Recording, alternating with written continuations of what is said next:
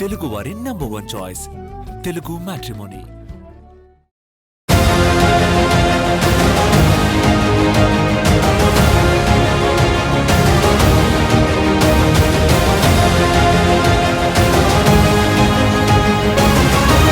Political junction వర్తమాన రాజకీయాలపై సమగ్ర విశ్లేషణ అందిస్తుంది. నమస్తే, వెల్కమ్ టు ఆదాన్.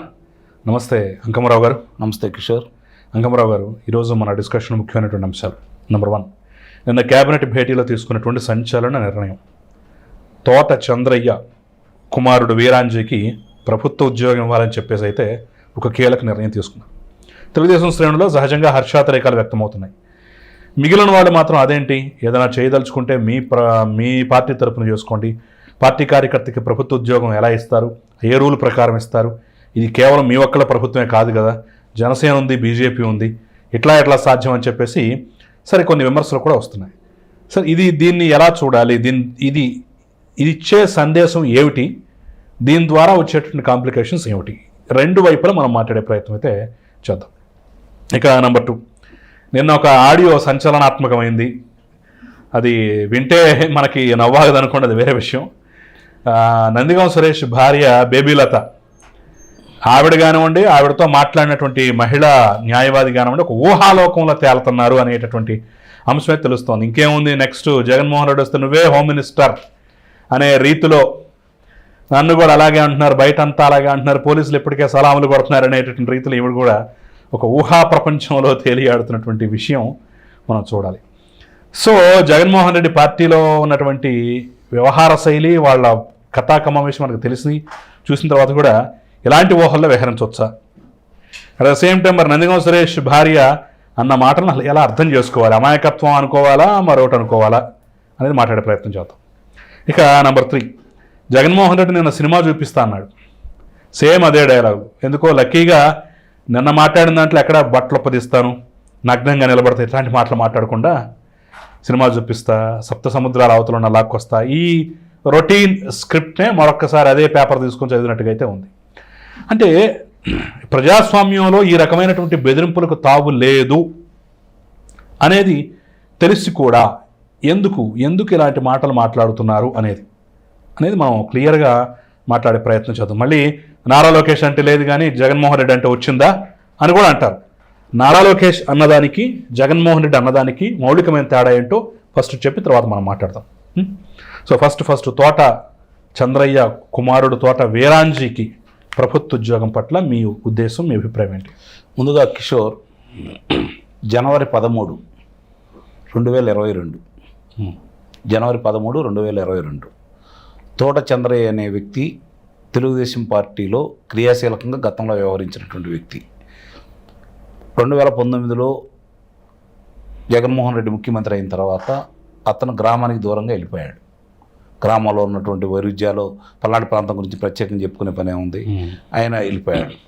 తర్వాత జోలకంటి బ్రహ్మానందరెడ్డిని అక్కడ తర్వాత పోటీ చేయబోయే శాసనసభ్యుడిగా ఎప్పుడైతే ప్రకటించారో ఒక రకంగా కార్యకర్తల్లో ఉత్సాహం వచ్చింది. అప్పటికే గూడు కట్టుకున్నటువంటి ఆవేశాన్ని ఒక్కసారిగా మనకి సరైన నాయకుడు వచ్చాడన్న ఉద్దేశంతో అందరూ అతనికి స్వాగతం, అతను ప్రారంభం వచ్చిన రోజే అన్ని వేల మంది రావటం, స్వాగతం పలకటం నిజంగానే మాచర్లలో ఒక కుదిపింది. అది రాష్ట్ర వ్యాప్తంగా కూడా ప్రకంపన సృష్టించింది. అసలు ఈ పరిస్థితుల్లో జగన్మోహన్ రెడ్డిని కాదని ఇంతమంది జనాభా, అందుట్లో పిన్నెల్లి రామకృష్ణారెడ్డి పంచాయతీలు కావచ్చు, జడ్పీటీసీలు కావచ్చు, లేకపోతే ఎంపీటీసీలు కావచ్చు, మాచర్ల మున్సిపాలిటీ కావచ్చు, అతను ఏ విధంగా ఆ పార్టీకి అనుకూలంగా మలుచుకున్నాడో అన్ని ఏకగ్రీవాలు. పొంగనూరు ఇది నామినేషన్లు వేసేటటువంటి అవకాశం కూడా లేకుండా చేశాడు. ఒక గ్రామం ఏదో 2వ గ్రామం జరిగినాయి, మిగిలినవన్నీ కూడా ఎక్కడ జరగలేదు అనమాట. అయితే ఇట్లా జరుగుతున్న చోట ఇంతమంది జనాభా ఏంటి, ఒక్కసారి ఉలికిపాటు పడ్డారనమాట వాళ్ళు. కాబట్టి వాళ్ళ యొక్క రాజకీయం నేపథ్యానికి సంబంధించి ఏదో ఒకటి ప్రజలకు ఒక భయాన్ని పరిచయం చేయాలన్న ఉద్దేశంతో, అందుట్లో బీసీలు బలంగా తెలుగుదేశం పార్టీకి ఉంటారు కాబట్టి తోట చంద్రయ్యని వాళ్ళు ఎంచుకున్నారు. ఆ ఎంచుకున్నది కూడా ఆ రోజు శివరామయ్య అని చెప్పిన ఆ గ్రామానికి వెల్దుర్తి మండలం గుండ్లవేరు ఊరు సంబంధించి ఆ గ్రామానికి సంబంధించినటువంటి శివరామయ్య ప్రత్యర్థి అనమాట. అతనే హంతకుడు అని చెప్పని అతని ఆధ్వర్యంలో జరిగిందని చెప్పని అందరూ కూడా గుర్తించడం కూడా జరిగింది. ఫోటోలు కూడా ఉన్నాయి. అయితే వాళ్ళు ఇతన్ని మధ్యలో ఆపటం, గొంతు మీద కత్తి పెట్టడం, జై జగన్ అని అనటం, నేను జై జగన్ అనను జై చంద్రబాబు అన్నాడు అతను అదే అంటాను అని చెప్పని అదే అన్నాడు. అతను అన్నందుకు పీకగోసి నడిబజార్లో అతి కిరాతకంగా, అంటే వాళ్ళు రాష్ట్ర వ్యాప్తంగా ఏం చేయాలనుకుంటున్నారో, ఏ విధమైనటువంటి సందేశాన్ని ఇవ్వాలనుకుంటున్నారో, రాజకీయం అంటే ఎంత అరాచకంగా చేయించాలనుకుంటున్నారో చాలా స్పష్టంగా ప్రజలకి తెలియజేయడం కోసమే ఆ సంఘటన అలా చేశారని మాత్రం నేను భావిస్తున్నా నిస్సందేహంగా. దాని వాళ్ళు ఏమనుకున్నారంటే ఇలాంటి సంఘటనలు కనుక మనం చేస్తే ప్రజలు వాళ్ళకి మద్దతు తెలపరు, ఒక భయానికి లోనవుతూ ఉంటారు. ఇలాంటి నాయకులు ఇక గ్రామాల్లోకి రారు. గమనించుకోండి, చంద్రయ్యలాగా ఎక్కడో ఉంటారు, తలదాచుకుంటారు, గ్రామాల్లోకి రారు. అప్పుడు వీళ్ళందరినీ సమీకరించే వ్యక్తులు ఉండరు, మనకు వ్యతిరేకంగా ఎవరుండరు, మన ఇష్టారాజ్యంగా చేసుకోవచ్చు అనే వాతావరణాన్ని సృష్టించాలని చెప్పని తోట చంద్రయ్యని అట్లా నిర్దాక్షిణ్యంగా చంపేయడం కూడా జరిగింది. సరే, ఆ రోజు అందరూ వెళ్ళారు, నాయకులు వాళ్ళ కుటుంబానికి అండగా ఉంటామని ఆ రోజు వాళ్ళకి హామీ ఇవ్వడం కూడా జరిగింది. చంద్రబాబు పాడ మోసాడు కదా, మోసారు. ఇక్కడ ఈరోజు అంటే మంత్రివర్గంలో అతనికి ఉద్యోగం ఇవ్వాలి, ప్రభుత్వ ఉద్యోగం ఇవ్వాలి అని చెప్పని అనుకున్నారు. ఇక్కడ దీనికి మామూలుగా బాధితుడిగా అతను, ఆ కుటుంబం, తండ్రి చనిపోయాడు, ఆర్థిక ఇబ్బందులు ఉన్నటువంటి కుటుంబం, వాళ్ళకి ఏదో విధంగా ఆసరా చూపించాలని చెప్పని ప్రభుత్వ ఉద్యోగం ఇవ్వాలనుకుంటున్నారు. ప్రభుత్వ ఉద్యోగం ఇవ్వాలి అంటే ఎలాంటి అర్హత లేకుండా ఇవ్వరు కదా, దానికి ఉన్న మార్గాలు చూసుకుంటూ కాంట్రాక్ట్ ఉద్యోగస్తులు ఉంటారు. అలాంటి కోవలో అతను చదువుకున్న దాన్ని దృష్టిలో పెట్టుకొని అంటే ఇద్దామని అనుకున్నారు. ఏది ఇద్దాము ఏంటి అతని అర్హతలను బట్టి వాళ్ళు ఒక నిర్ణయానికి వస్తారు. అప్పుడే వీళ్ళకి తొందర వచ్చేసి ఎట్లా ఇస్తారు, మిగిలిన వాళ్ళు లేరా, నిస్సందేహంగా ఉన్నారు. మనకు చూసుకుంటా ఉంటే సుధాకర్ గారు కావచ్చు, ప్రముఖ వైద్యుడు సుధాకర్ గారు కావచ్చు, మరి ఆయన్ని ఏ విధంగా విశాఖపట్నం నడివీధుల్లో మామూలుగా ఏ విధంగా చేసింది ప్రత్యక్షంగా అందరూ చూశారు. మరి చాలా అంటే ఒక రకంగా ఈ ప్రభుత్వం మీద విపరీతమైన వ్యతిరేకత రావడానికి అతను కూడా ఒక కారణం.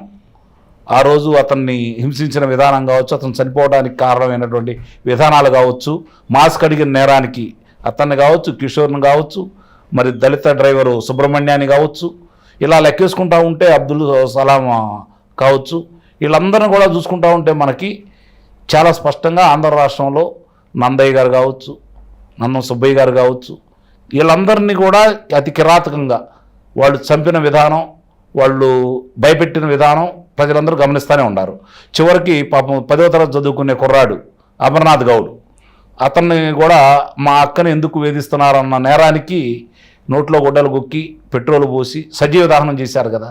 ఇలాంటివన్నీ వరుసనే ఈ ప్రభుత్వం ఒక్కోటి అర్హతలను బట్టి వాళ్ళకి ఎట్లా ఏం చేయాలనే దాని మీద ప్రారంభం తోట చంద్రయ్య గారి అబ్బాయితోటి ప్రారంభించారనేది నేను భావిస్తున్నా.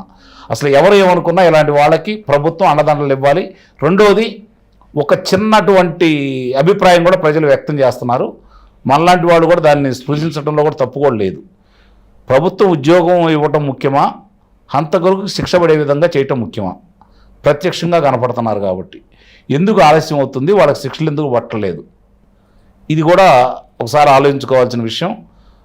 ఇతనికి ఉద్యోగం కల్పనతో పాటు వాళ్ళకు కూడా శిక్షలు వేయించగలిగితే, ఇదొక్కటే కాదు, జరిగిన సంఘటనలకు సంబంధించి రాష్ట్ర వ్యాప్తంగా జరిగిన సంఘటనకు సంబంధించి కొన్ని వేల మంది మామూలుగా దాడులకు గురయ్యారు, కొన్ని వందల మంది చనిపోయారు.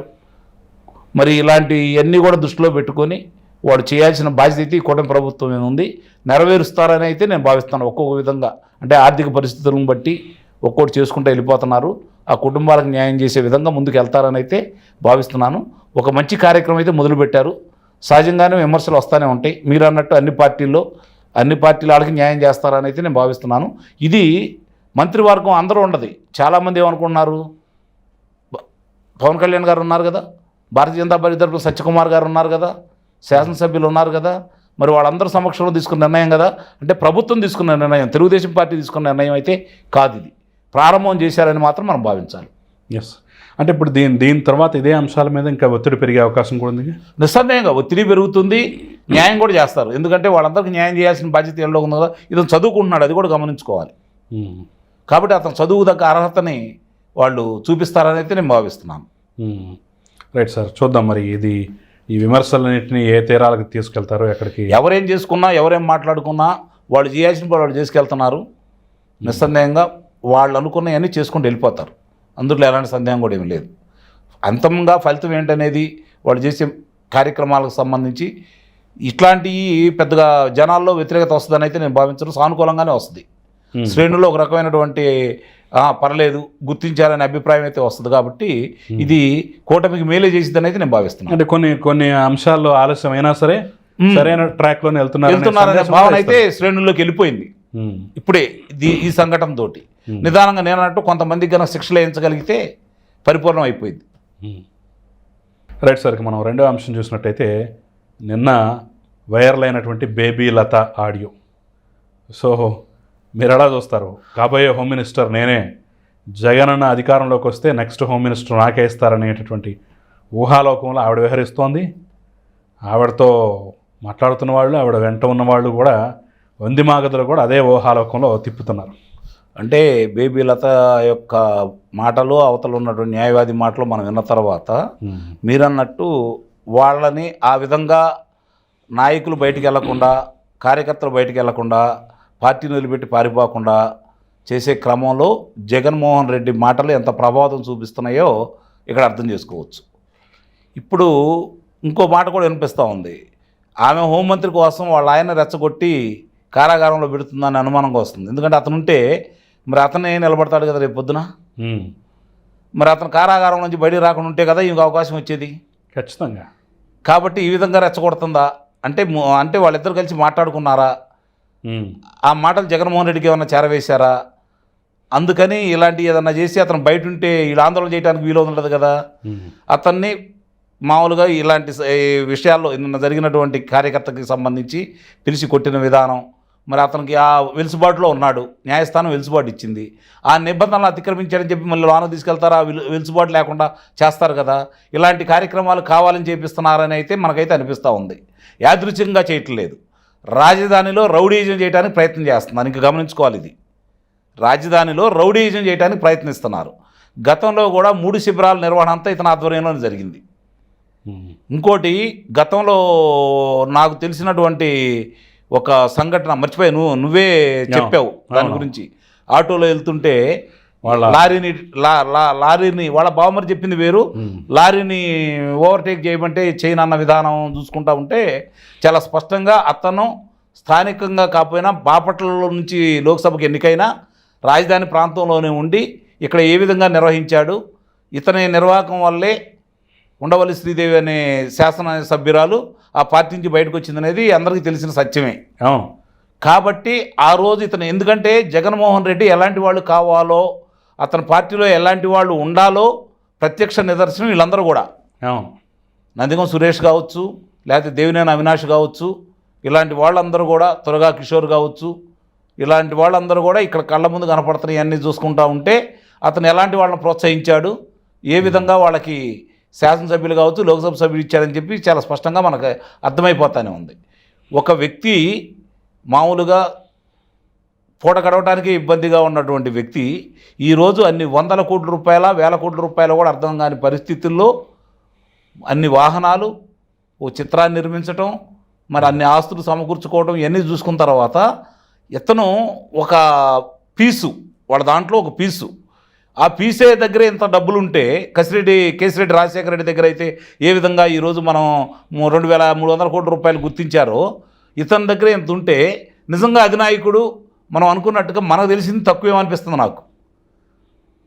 4-5 లక్షల కోట్ల రూపాయల పైన జమ చేశారని చెప్పి అయితే మనకి దీన్ని బట్టి అర్థమవుతూ ఉంది. ఎందుకంటే అతనికి తెలియకుండా చీమ కూడా చిటుకుమంటానికి వీల్లేదు, ఒక వ్యక్తి కూడా వ్యాపారం చేయడానికి వీల్లేదు, 1 రూపాయి అతను తెలియకుండా వేరే వాళ్ళు తినడానికి వీల్లేదు. అతని కనుసరణలన్నీ అన్నీ జరగాలి. పర్లేదు వీడు తీసుకున్నా పర్లేదు, నాకు అతను 1 రూపాయి తీసుకుంటే నాకు 99 రూపాయలు వస్తాయని చెప్పి అతను భావించాడు అంటే ఇతని దగ్గర ఎంత ఉంటే వాళ్ళ దగ్గర ఎంత ఉండాలి, ఇది కూడా గమనించుకోవాలి. ఇలాంటి వ్యక్తి యొక్క భార్య అయ్యుండి నిన్న భర్తను తీసుకొని అక్కడికి వెళ్తే ఆమె చేసిన వీరంగం ఇవన్నీ చూస్తూనే ఉన్నా, మాట్లాడి కూడా చూస్తూనే ఉన్నా. మళ్ళీ మేము అధికారంలోకి వస్తామని చెప్పని ఊహాగానాలు ఉన్నారు. కిషోర్, నేను చెప్పేది ఏంటంటే 2028 జనవరి 1వ తారీఖు తర్వాత ఇతను కారాగారంలో కాకుండా బయట ఉన్న జగన్మోహన్ రెడ్డి ఆ పార్టీలో ఇప్పుడున్న వాళ్ళలో అంటే మిగిలిన దాదాపు ఒక రకమైన వాళ్ళందరూ బయటికి వెళ్ళిపోయారు. ఇప్పుడు ఉన్నటువంటి ఈ స్క్రాప్ని తీసుకోవడానికి ఎవరు సిద్ధంగా లేరు, గమనించుకోండి. లేకపోతే వీళ్ళు కూడా అంతమంది ఉండేవాళ్ళు కాదు. ఈ స్క్రాప్ని తీసుకెళ్ళడానికి ఎవరు సిద్ధంగా లేరు. ఆ మలికిని అంటించుకోవడానికి కూడా ఏ పార్టీలు సిద్ధంగా లేవు. వాళ్ళంటూ వేరే పార్టీలో వస్తే వాళ్ళకు కూడా ఏ విధంగా చెడ్డపేరు వస్తుందో తెలుసు కాబట్టి వీలైనంత వరకు దీంట్లో ఇప్పటివరకు దాదాపు కొంతమందిని తీసుకున్నారు. ఆ పార్టీ 3 పార్టీలు తీసుకున్నారు. ఇందులో ఒక పార్టీలు అతీతం అని చెప్పి మనం భావించడానికి వీల్లేదు. అవసరం కూడా లేకపోయినా కూడా తీసుకున్నారు. ఒక రకంగా అది కూటమికి నష్టమైతే చేకూర్చింది తప్ప నేనైతే లాభపడతారని అయితే నేనైతే భావించట్లా. ఎందుకంటే వీళ్ళ కోసం 5 సంవత్సరాలు పోరాడి ప్రాణాలు కోల్పోయి ఆస్తులు కోల్పోయి ఊళ్ళు వదిలిపెట్టి పెళ్ళాం బిడ్డలను వదిలిపెట్టి పోరాటం చేసి ఇప్పటికీ న్యాయస్థానాల చుట్టూ తిరుగుతూ కారాగారవాసం అనుభవించి చంద్రబాబు నాయుడు గారు ముఖ్యమంత్రి కావాలని చెప్పి అహర్నిశలు కలలు కానీ కుటుంబం కంటే కూడా చంద్రబాబు నాయుడు గారినే ప్రాముఖ్యత ఇచ్చి తెలుగుదేశం పార్టీ కోసం పోరాడినటువంటి తెలుగుదేశం పార్టీ శ్రేణులు కొంతమంది ఇలాంటి వాళ్ళు వచ్చినందువల్ల మళ్ళీ వాళ్ళ దగ్గర ఉన్నటువంటి ఈ దోపిడీదారుల్ని, ఈ హంతకుల్ని, ఈ ముఠాతత్వం ఉన్న వాళ్ళని, ఈ రౌడీలని మళ్ళీ అక్కడ పెత్తనం చేయించే విధానం చూస్తూ ఉన్న తర్వాత నిస్సందేహంగా కూడా శ్రేణులకి కొంత ఒక రకంగా పైకి చెప్పుకోలేకపోయినా కూడా అంతర్లీనంగా చాలా ఇబ్బందులు పడతా ఉన్నారు. రెండోది దానివల్ల పార్టీ కూడా నష్టం జరుగుతూ ఉంది. ఇప్పుడిప్పుడే అధినేతల దృష్టికి ఆ విషయం వచ్చిందని అయితే మనం భావించాలి. కాబట్టి వాళ్ళు అధికారంలోకి వస్తారా అనే ఆశ మాత్రం 2029కి వాళ్ళ అధికారంలో వచ్చే ప్రశ్న అయితే లేదు. అది నేను ఎందుకు అంత బలంగా చెప్తున్నాను అంటే ఒక రాజకీయ పార్టీ ఓడిపోవటం అధికారం రావడం అనేది సహజం. 1977 వరకు భారతదేశానికి సంబంధించి 40 సంవత్సరాలు ఏకగ్రీవంగా పరిపాలించింది కాంగ్రెస్ పార్టీ కేంద్రంలో. దాదాపు చాలా రాష్ట్రాలు కూడా వాళ్ళ చేతిలో నుండి ఒక తమిళనాడు మామూలుగా డిఎంకే అన్నా డిఎంకే అని చెప్పని అటు ఇటు నడుస్తూ ఉన్నాయి. కానీ మిగిలిన చోట దాదాపు అన్నీ వాళ్ళ చేతుల్లోనే ఉన్నాయి. తర్వాత నిదానంగా చూసుకుంటే 77లో పునాది పడి పశ్చిమ బెంగాల్లో జ్యోతి బసు గారి ఆధ్వర్యంలో కమ్యూనిస్టులు ఇట్లా ఒక్కోళ్ళు వచ్చేసి ఒరిస్సాలో బిజు పట్నాయక్ లాంటి వాళ్ళు జనతా పార్టీ వాళ్ళు కాంగ్రెస్కు వ్యతిరేకంగా అధికారంలో రావడం కూడా జరిగింది. పోరాటాలు చేశారు, మళ్ళీ ఓడిపోయారు, మళ్ళీ కాంగ్రెస్ వచ్చింది, మళ్ళీ కూటమి వచ్చింది, మళ్ళీ కాంగ్రెస్ వచ్చింది, మళ్ళీ భారతీయ జనతా పార్టీ వచ్చింది. రకరకాలుగా చేసుకుంటూ వస్తూ ఉన్నారు.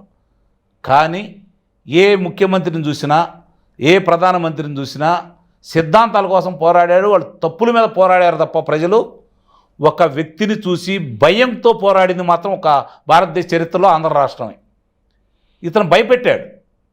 ఏ విధంగా భయపెట్టాడు అంటే మళ్ళీ అధికారంలోకి వస్తే మనం నిలబెట్టి మనకు తెలియకుండా మన ఒంట్లో ఉన్నటువంటి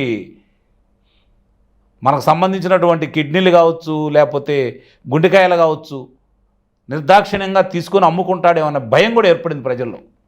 అంతగా భయపెట్టాడు అనమాట. మన ఆస్తులు మనవి కావు, మన ఉద్యోగాలు మనవి కావు, మన వ్యాపారాలు మనవి కావు. రెండోది రహదారులు చూసుకుంటా ఉంటే ఎంత బాధేసేదంటే నేను నెలకి 2-3 సార్లు వెళ్ళొస్తూ ఉండేవాడిని కాబట్టి ఆ బాధలు నేను అనుభవించినాన్ని. అట్లాంటి భయాన్ని ఏర్పాటు చేశాడు. ఆ భయం కోసం పోరాడారు. కూటమి ప్రభుత్వం వాళ్ళు పెద్దలు ఏమనుకుంటున్నారంటే ఇది మా పోరాటం వల్ల వచ్చింది అనుకుంటున్నారు. కాదు, జగన్మోహన్ రెడ్డికి జనానికి జరిగిన యుద్ధంలో ఎవరు మనకని చెప్పంటే మనని ముందుండి నడిపించేది రాష్ట్రాన్ని బాగు చేసి చంద్రబాబు నాయుడు గారు కాబట్టి చంద్రబాబు నాయుడు గారితో ఎవరు కలిసినా కూడా వాళ్ళు ఆనందంగా ఆహ్వానించారు, వాళ్ళకి ఆమోదం తెలిపారు, అఖండ విజయాన్ని చేకూర్చారు. ఇది ప్రజలకి జగన్మోహన్ రెడ్డికి జరిగినటువంటి యుద్ధం అనేది మాత్రం ఈ కూటమి ప్రభుత్వం గమనించుకోవాలి. Yes sir.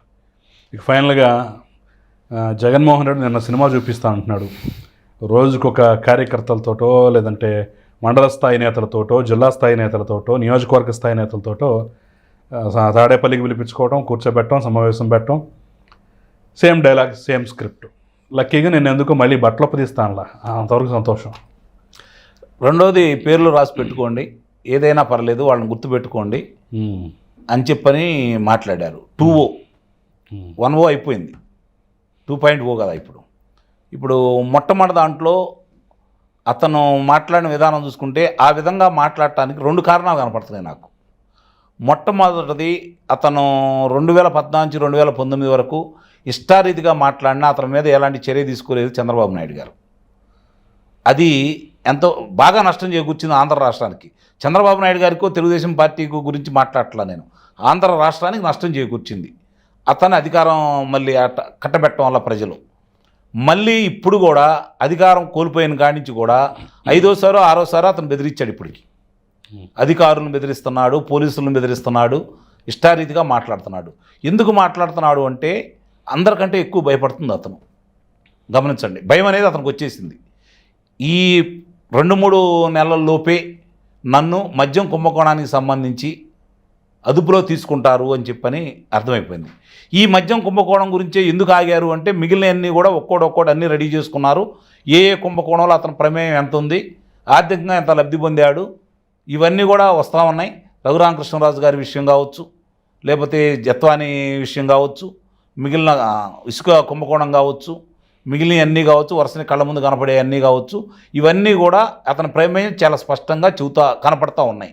కానీ దానికి బలమైనటువంటి ఆధారాలు కావాలి. ఈ ఆధారాలు సేకరించడానికి ఇన్ని రోజులు సమయం తీసుకున్నారు. మనం కూడా మధ్యలో చాలాసార్లు ప్రభుత్వాన్ని విమర్శించిన వాళ్ళమే. ఎందుకంటే ఇంకేంది ఆలస్యం చేస్తున్నారు, పెద్దిరెడ్డి ఆధారాలు కనపడుతున్నాయి, చెవిరెడ్డి ఆధారాలు కనపడుతున్నాయి, కరుణాకర్ రెడ్డి ఆధారాలు కనపడుతున్నాయి, సుబ్బారెడ్డి ఆధారాలు కనపడుతున్నాయి, మరి జగన్మోహన్ రెడ్డి ఆధారాలు కనపడుతున్నాయి, సజ్జల రామకృష్ణారెడ్డి ఆధారాలు కనపడుతున్నాయి, మరి వాళ్ళ 2 విజయసాయిరెడ్డి ఆధారాలు కనపడుతున్నాయి. ఎందుకు ఇంకా వీళ్ళు అదుపులో తీసుకోలేదు, కళ్ళ ముందు కనపడతా ఉంటే అని చెప్పని మనం కూడా విమర్శించిన వాళ్ళమే. కానీ ఒకటోది చూసిన తర్వాత వాళ్ళు అధికారంలో వచ్చిన తర్వాత అధికారం రావడం కోసం వాళ్ళు బన్నిన కుయుక్తులన్నీ ఇప్పుడు ప్రజలకు అర్థమైపోతూ ఉన్నాయి. దోపిడీ అర్థమైపోయింది, వాళ్ళు పెట్టిన భయం అర్థమైపోయింది, వాళ్ళు ఎవరెవరిని ఎంతమందిని అడ్డం వచ్చిన వాళ్ళని చంపేసిన విషయాలన్నీ కూడా ఒక్కోటి బయటకు వస్తూ ఉన్నాయి.